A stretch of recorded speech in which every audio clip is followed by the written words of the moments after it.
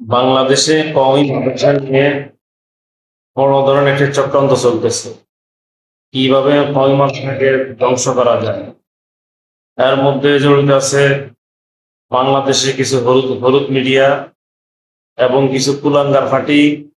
এর মধ্যে জড়িত আছে হিজবুত তাওহীদ। এরকম কিছু কিছু লম্পটগুলা জড়িত আছে যে কিভাবে কওমি মাদ্রাসাকে ধ্বংস করা যায়। এখন কওমি মাদ্রাসার আলেম ওলামা এইভাবে সোচ্চার হতে হবে এবং এইভাবে এদেরকে ছেড়ে দিলে হবে না।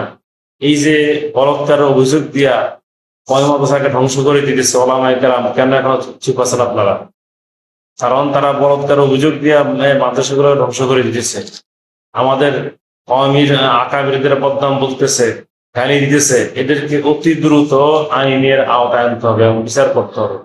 যারা এগুলা করতেছে এদের অতি দ্রুত বিচার করতে হবে। কওমি মাদ্রাসার এই ষড়যন্ত্রকে রুখে দিতে হবে ইনশাআল্লাহ। কওমি ওলামায়ে কেরাম সব একতাবদ্ধ হয়ে এদের বিরুদ্ধে মাঠে নামতে হবে। অতি দ্রুত এদেরকে ধরতে হবে।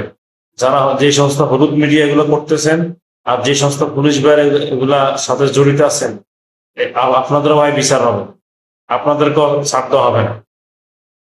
কারণ দেখা যায় এই লোকটা নিরপরাধ নির্দোষ হয়ে বের হয়। তাহলে এই যেগুলো করছে এগুলোর বিচার কেন হবে না?